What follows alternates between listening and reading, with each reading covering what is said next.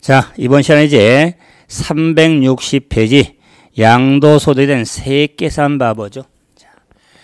자, 우리 이제 전 수업 시간까지 양도 차익 구했고 양도소득금의 과세 표준을 구해봤죠. 이제 양도인 산출 세액 과정이 있죠.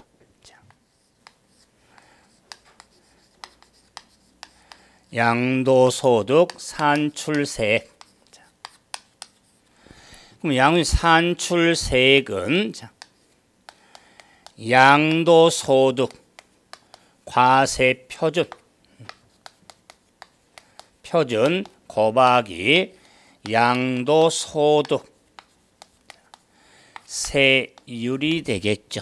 그래서 이 산식 과정은 제가 어느 세금이든 산출세액은 과세 표준의 세율을 곱하는데 양도소득 산출세액이니까 양도소득 과세 표준에 양도소득 세율을 적용하는데 이 양도소득 세율, 먼저 이 세율에 있어서 세율의 구조가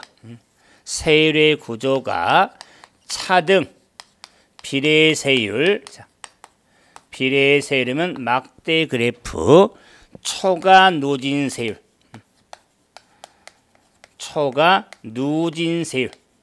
세율 하면 계단 그래프 중에서 차등 비례세율 하면은 10%짜리, 20%짜리, 30%, 40%, 50%, 70%짜리 비례세율이 있고 계단 그래프는 5단계 16에서 쓸까요? 6에서 38%짜리 초과 누진세율과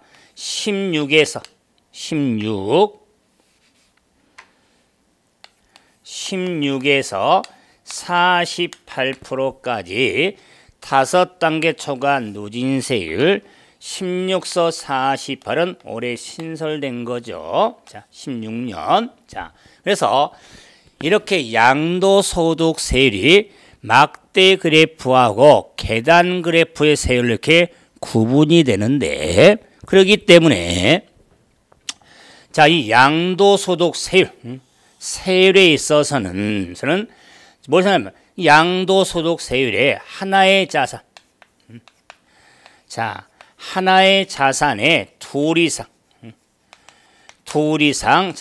세율이 적용이 될 때는 해당 세율을 적용한 양도소득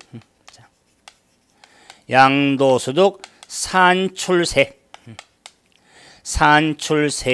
중 낮은 금액 중에 적은 금액 낮은 금액을 적용이 되어지는 겁니다. 그래서 중에서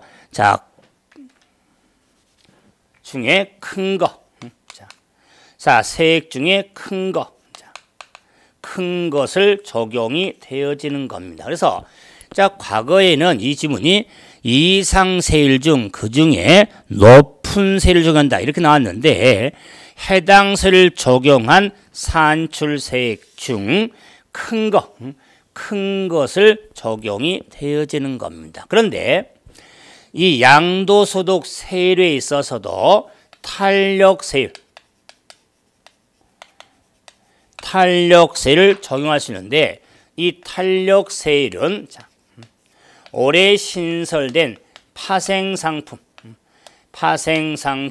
행위나 거래로 인하여 발생한 소득에 대해서 탄력세율로서 올해 신설된 의미가 되겠죠. 의미에서 그래서 세율을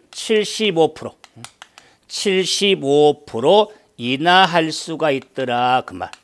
그래서 탄력세율로서 모든 부동산이 아니라 파생상품 행위나 거래에 발생한 소득에 대해서는 75%로 인하할 수가 있습니다. 그래서 개정 영향을 받게 되지만 이렇게 75% 인하할 수가 있다는 거. 그래서 교재는 50%가 나와 있죠.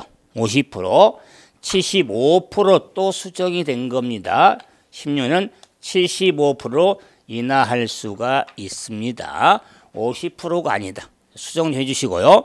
자, 이럴 때 이런 양도소득세율은 비례세율과 누진세율이 있기 때문에 양도소득 범위, 자, 1번, 2번, 자, 3번, 4번, 5번 양도 자산을 먼저 구분하셔야 됩니다. 그래서 1번 하면 그러면 토지 또는 건물 팔 때, 두 번째 부동산에 관한 권리를 팔 때, 주식을 팔 때, 자, 기타 자산을 팔 때, 자, 파생 상품 거래에 있어서 양도소득세율은 토지, 건물, 부동산은 권리를 팔 때는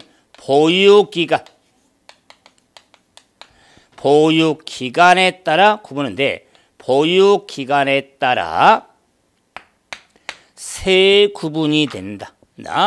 토지, 건물로서 보유기간 2년 이상, 2년 이상인 경우는 자 6에서 38% 5단계 초과 누진, 5단계 초과 누진세율이 적용되는데 총론 시간에 그 계산 우리 세율에 대한 구조를 공부했죠. 그래서 계단 그래프 형태로서 최저 6에서 최고 38%까지 5단계 초과 누진세율이 적용이 되어지는 겁니다. 자, 그런데 보유기간 1년, 1년 이상 2년 미만, 2년 미만인 것에 대해서는 과세 표준의 40% 비례세율, 40% 비례세율이 적용이 되고 보유기간 1년 미만, 1년 미만인 것은 50% 비례세율이 적용이 되어지는 겁니다. 비례세율. 그래서 가장 일반적으로 자, 토지, 건물이나 부동산의 권리를 양도할 경우에 보유기간에 따라 세율이 구분이 되는데 2년 이상이면은 6에서 38% 초과 누진세율이, 1년 이상 2년 미만이면 40% 비례세율, 1년 미만이면 50% 비례세율이 적용이 되어지는 겁니다. 자, 그런데 양도소득세율에 있어서 일반적으로 토지, 건물, 부동산에 있어서 2년 이상이면 6에 38% 누진세율로서 보유기간이 5년이든 10년이든 적용세율은 똑같습니다. 2년 이상이면 초과세율. 그래서 우리 일반적으로 양도세 절세를 하는 의미에서 이런 의미입니다.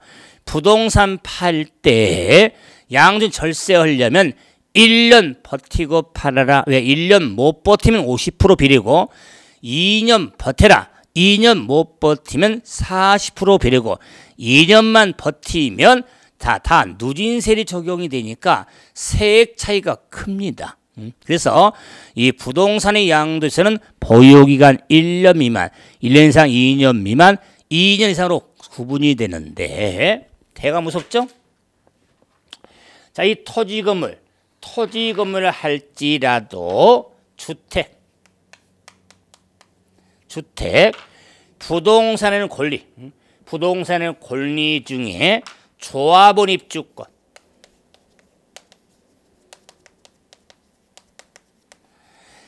자, 주택이나 조합 입주권에 대해서는 역시 보유기간에 따라 구분이 되는데 보유기간이 1년 이상, 1년 미만으로 구분이 된다. 자, 그럼 1년 이상이면 자, 6에서 38% 5단계 초과 누진세율. 1년 미만이면 자, 40% 비례세율이 적용됩니다. 일반 부동산에 있어서는 1년 미만이면 50% 비례세율인데 주택 및 조합 입주권에 대해서는 1년 미만이면 40%짜리로서 2015년 개정 내용, 작년 15년도 개정 내용이죠. 그래서 만약에 양도 자산이 나왔을 때 토지 건물로 나오는지 주택으로 나오는지도 꼭 확인하면서, 그리고 심화적인 의미지만 이 주택에 대한 세율, 주택에 대한 세율은 주택수하고는 무관, 관계없다 그 말이에요. 주택수에 관계없이 주택을 팔았을 때 비과세 받지 못한다면 1년 미만이면 40%, 1년 이상이면 누진세로서 양도세를 부담시키는 겁니다. 그래서 주택수에 무관하다는 것도 중요성이 있죠. 자, 그랬을 때 양도소득 세율에 있어서 자, 특히 비사업용 토지, 비사업용 토지에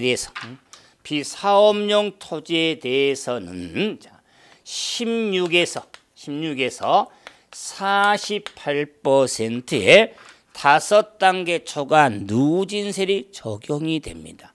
그래서 이 내용도 2016년도 신설 규정에서 비사업용 토지에 대해서는 16에서 48%의 초과 누진세율이 적용이 되어지는 겁니다.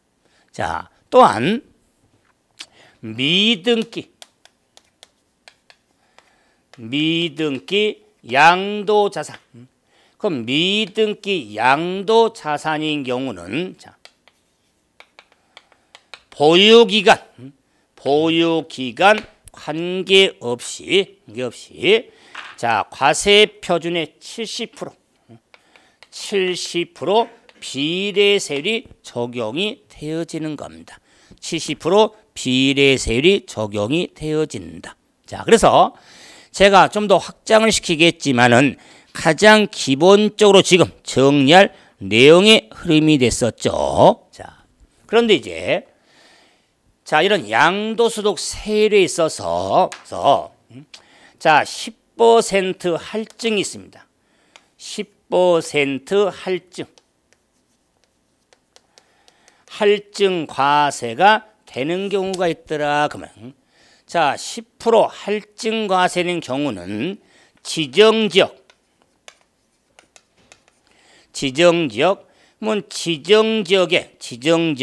투기지역을 말합니다. 그러면 지정지역 내에 있는 1세대 3주택 이상 비사업용 토지에 해당될 경우에 10% 할증과세가 된다는 것에서 해당 세율의 10%를 더한 세율로 적용이 되는데 3주택 이상이지 2주택 아니라 비사업용 토지에 해당될 경우서 모든 상이라 어디에 지정지역은 제가 투기지역을 말한 겁니다. 그런데 현행 주택 투기지역, 토지 투기지역은 다 해제가 돼서 지정지역은 한 군데 없습니다. 그러나 법령에 규정이 돼 있으니까 꼭 지정지역 안에 있는 부동산으로서 1세대 3주택 이상인 경우와 비사업용 토지에 대해서는 10% 할증이 되는데 이 10%도 할증의 의미로서 누진세율에 대해서 할증이 되어진다는 걸 확인을 좀 하시면 되겠다. 자, 그런데 이제 자, 나머지 세율도 지금 같이 나오니까 한번 정리하고 좀 흘러갑시다. 그럴 때 이제 요 주식에 있어서는 자, 틀만 10%짜리, 20%짜리, 30%짜리가 있는데 10%짜리는 얘는 자 중소기업 자 예를 들어서는 10%인데 이 10%도 중소기업 할지라도 대주주는 제외가 됩니다. 그러면 대주주는 10%가 아니다 그 말이에요. 중소기업 주식으로 대주주 해당이 되면 자 제외가 됩니다. 올해 역시 개정 내용. 그다음에 자 30%는 중소기업 외 주식으로서 보유기간 1년 미만인 것은 30%, 나머지는 20%가 되는 겁니다. 그래서 주식의 양도소득세율은 10%, 20%, 30%의 비례세율 구조만 되어 있는 겁니다. 그래서 비례세율 구조로만 되어 있다. 주식의 양도소득세율. 그래서 다음에 기타 자산에 대해서는 보유기간에 관계없이 6에서 38% 5단계 초과 누진세율이 적용이 되어지는 겁니다. 그래서 특히 기타 자산 보유에는 관계없이 6에서 38% 자 초과 누진세율이 적용이 된다. 그다음에 파생상품에 대해서는 20% 비례세율이 적용이 됩니다.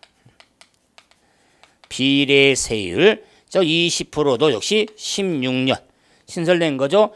20% 비례세율이 적용이 되는데 파생상품은 탄력수로 75 인하할 수 있다고 그랬죠. 인하할 수 있기 때문에 75% 인하가 되면은 탄력세율로서 적용돼서 자 75% 인하한 경우는 5%가 적용이 되어지는 거면서 5%를 적용했더라 해서 탄력세율의 의미도 확인할 수가 있습니다. 그래서 양도소득세율은 양도자산이 뭔지 자 그다음에 보유기간 등을 따지고 자 그런데 보유기간 봐보세요. 특히 보유기간 하면은 자 부동산이라든가 우리 자 주식 중에서는 다 보유기간은 좀 따져가 되는데 보유기간 하면은 취득일부터 양도일까지가 역시 보유기간입니다. 그런데 자 교재에는 361페이지 돋보기에 나와 있죠. 자 그래서 취득일부터 양도일까지가 보유기간인데 이 보유기간은 취득일에 예외 기산일에 있어서 자, 특히 이제 세 경우 있지만 두 경우 자, 상속받은 자산 이월과세 자, 그래서 지금 세율 적용 시 보유기간 산정입니다. 세율 적용이 보유기간 산정이 있어서 상속받은 자산에 대한 기산일은 돌아가신 분 피상속인이 해당 취득한 날부터 기산을 한다는 것. 피상속이 해당 취득한 날부터 기산한다. 이월과세는 증여한 배우자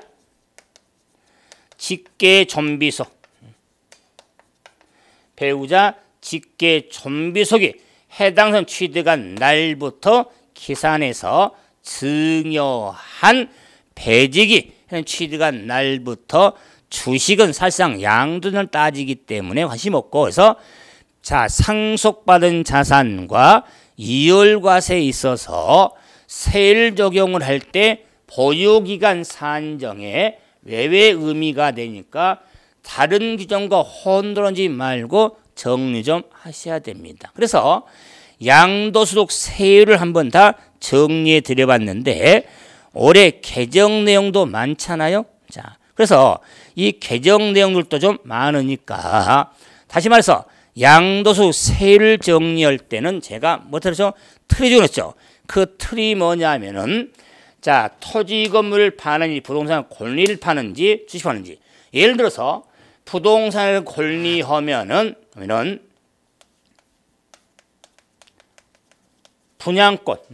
분양권을 팔 경우 특히 기타산에 골프 회원권 그럼 그렇죠. 그럼 분양권을 팔 때 입주권이 아니니까요.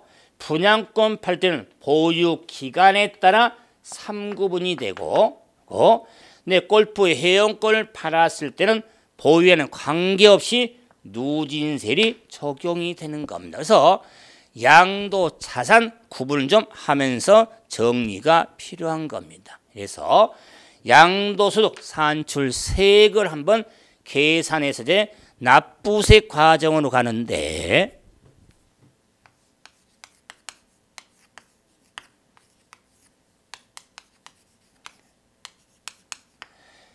양도소득에 대한 비과세, 이걸 줄여서 비과세 양도소득이 있더라 그 말. 그럼 비과세 양도소득은 다른 걸 떠나서 신청도 요하지 않고 세금 안 내는 건데, 그러므로 칠판 보세요. 칠판 안 지운 이유가 양도소득세 비과세 양도대상은 이 양도세를 계산 필요 없이 안 내면 된다 그 말이요. 그런 비과세 양도소득은 양도소득 범위가 열거돼 있듯이 비과세 양도소득에 열거가 돼 있는데, 첫째 파산선고로 인하여 발생한 소득에 대한 비과세, 파산선고로 인하여 발생한 소득. 두 번째 농지의 교환, 분합으로 인하여 발생한 소득. 자, 세 번째 주택 및 그의 토지, 양도에 발생한 소득에 대해서 비과세 양도소득인데, 이 주택의 양도에 있어서는 자, 1세대 1주택으로서 자, 또는 1세대 자, 2주택 자, 이상으로서 거주 이전 등은 법령으로 정한 경우에 있어서 특례가 되는데, 1주택의 양도든 2주택 이상의 양도든 간에 고가주택은 제외, 비과세 대상에서 제외가 되는 겁니다. 비과세 받을 수 없다 그 말에서 비과세 대상에서 제외가 되겠다. 그래서 비과세 양도소득은 자, 세 틀밖에 없습니다. 파산선고, 농지의 교환 분합으로 발생한 소득, 주택의 양도로 발생한 소득에 대한 비과세 양도소득의 범위가 있겠다. 자, 그럴 때 자, 파산선고 보면 파산선고는 개인이 파산법 등의 손든 상태로 한 처분으로 발생한 소득은 과세하지 않는다. 그 말이에요. 비과세. 자, 근데 두 번째 이제 농지의 교환 분합. 농지 교환 분합에 농지에서 타는 농지입니다. 농지. 자, 그래서 농지의 범위가 있겠다 그 말. 이때 농지의 범위 하면은 자, 전이나 답을 말한다. 전답. 과손, 목장은 안 들어갑니다. 근데 양도소 비과세 농지는 전답으로서 공부상 지목에 관계없다는 것. 공부상 지목에 관계없이 실제 경작에 사용되고 있는 농지가 비과세 농지 범위가 된다서 전답으로서 공부상 지목에 무관하다는 거, 관계없다는 거. 자, 그러면서 자, 이런 농지에 있어서는 교환과 분합입니다. 뭐 교환 분합이니까 교환은 서로 바꾸는 거죠. 분합이라고 하는 것은 분할, 합병, 분할과 합병을 줄여서 분합이라는 겁니다. 쪼갠다거나 합하는 경우다 그 말. 그래서 농지의 교환 또는 분합으로 발생한 소득에 대한 비과세 대상이 되는데, 그런데 이런 농지의 교환 분합에 비과세 요건이 필요다 그 말. 비과세 적용받기 위해서는 요건 충족이 돼야 되는데, 이 요건은 쌍방 토지가액의 차액. 자, 차액하고 가액이 큰 편의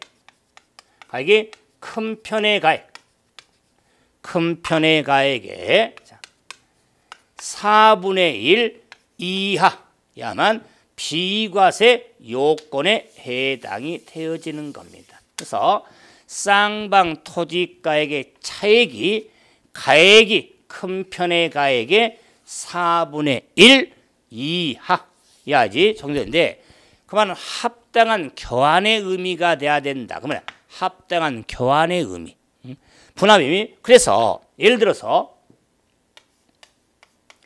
갑돌이하고 을순이가 교환했습니다. 교환. 자, 이럴 때 갑의 농지가 100억이고, 왜냐면 을의 농지가 예를 들어서 만약에 1000억이다. 1000억. 자, 그렇다면은 쌍방 토지가의 차액이 액이 900억이죠. 900억. 큰 편의 가액이 1000억이죠. 1000억의 4분의 1은 250억이죠. 900억이 250억은 작지 않잖아요. 이럴 경우에 대해서는 오히려 비과세 받을 수가 없다. 그러면 왜? 을에게는 너무 차액에 대한 과세를 안 하니까 을은 정말 왔답니다.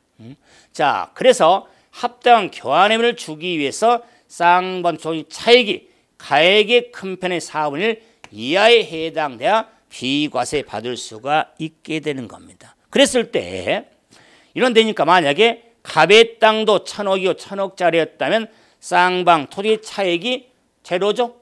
제로에다가 1000억에 똑같으니까 4분이니까 250억이죠.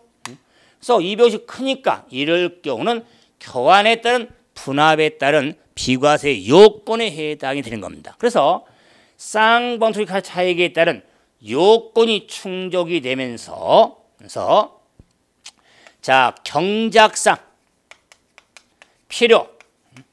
경작상 필요에 의하여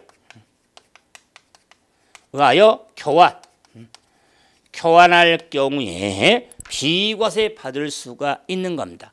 경작상 필요해서 교환할 경우입니다. 물론 농협, 협동조합 등 국가 등에 대한 교환 분합, 국가 등이 교환 분합, 국가 소유 농지와 교환 분합 또는 농협, 협동조합 등이 교환 분합할 경우 비과세인데, 대표적으로 경작상 필요해서 교환할 경우인데, 경작상 필요가 되기 때문에 이걸 더 보는 이유는 이 차액에 대한 요건 충족에 경작상 필요해서 교환할 경우에 대해서는 특히 사후관리가 필요하다. 사후관리가 있다는 거. 그러면 사후관리란 교환에 의한 취득한 농지에서 3년 이상 농지 소재지에서 경작한 경우 하나여 비과세다. 그래서 농지 소재지에서 경작한 경우에 한해서 제거되기 때문에 3년은 중요하지만 농지 소재지니까 제촌 작용이라고 한다. 그럼 줄여서 제촌 작용 하나여 비과세 받을 수가 있습니다. 그럴 때 농지 소재지에서 경작한 경우 한해서 그것도 몇 년 이상? 3년 이상 비과세 받을 수가 있기 때문에 농지 소재지 범위가 있더라 그 말이에요. 농지 소재지 범위. 농지 소재지 범위 하면 자, 주택은 뭐 자, 다음 수업시간에 집중 공략하게요. 참.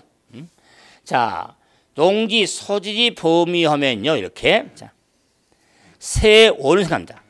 세 범위가 있는데 자, 범위가 첫째는 농지 소재지는 해당 농지, 해당 이게 논표시죠?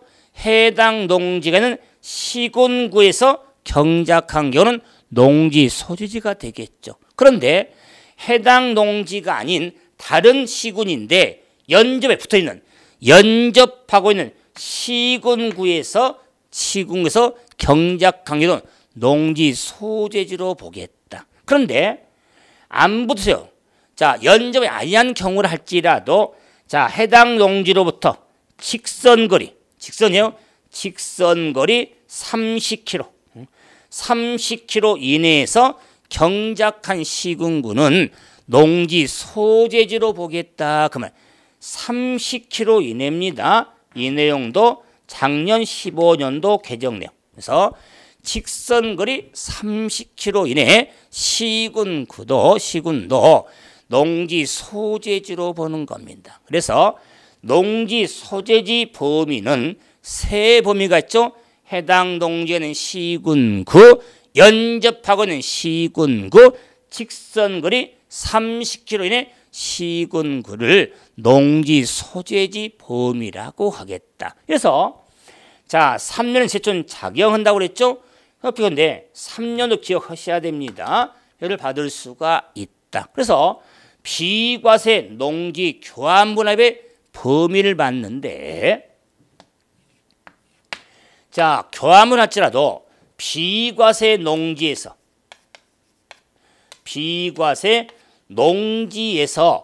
제외되는 농지가 있더라 그 말. 제외 비과세가 안 되는 농지가 있더라 그 말이에요. 그래서 비과세 농지에서 제외된 농지가 있는데 제외된 농지는 예를 특별시 광역시정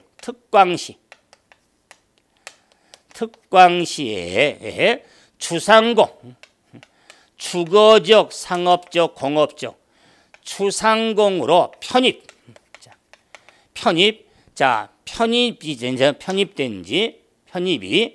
된 지 3년이 특광 주상으로 편입된 날로부터 3년이 지난 농지 3년이 지난 농지는 비과세 농지 범위에서 제외된 농지가 됩니다. 또한 자, 우리가 개발법 등에 따른 측면에서 자, 편입뿐만 아니라 환지 지정 예정일로부터 3년이 지난 농지는 비과세 농지 범위에서 제외된 농지가 되는 겁니다. 자, 그래서 비과세 농지 범위 제외된 농지 의미는 한번 이걸 생각해 보세요. 예를 들어서 서울특별시입니다. 경기도입니다. 경기도.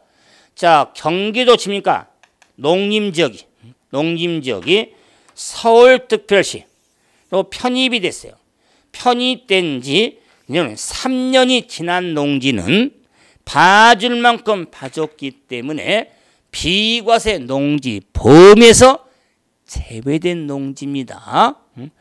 비과세 농지가 아니라 비과세 농지에서 제외된 농지 범위가 된다. 그래서 항상 편입된 날로부터 3년이 지난 농지는 비과세 농지 범위에서 제외되는 농지에 해당되는 걸 구분하면서 농지 교환분합도 몇 년 전에 뭐 좀 연소하게 출제됐었지만 최근에 자 3년 정도에는 나오질 않았지만 기본으로 농지의 교환분합 비과세를 좀 잡아놔야 뭐 심할 때 이번 건 않지만 감면 규정의 작용 농지라든가 농지 대토에 따른 감면 규정하고 좀 구분해야 되니까 농지의 교환 분할로 발생한 소득에 대한 비과세 범위를 확실히 정리 좀 하셔야 됩니다. 물론 비과세 규정의 꽃이라면은 당연히 주택에 대한 비과세예요. 그래서 규정은 쭉 연결성에서 정리 좀 해야 하기 때문에 자, 이번 시간은 여기서 정리하고 자, 다음 시간에 저는 주택에 대한 비과세 규정을 가지고 정리할 것 한두 가지가 아니겠죠? 하면서 일렬 과정 좀 마무리 좀 하도록 하려 합니다. 이번 시간은 여기서 정리해줘. 수고하셨습니다.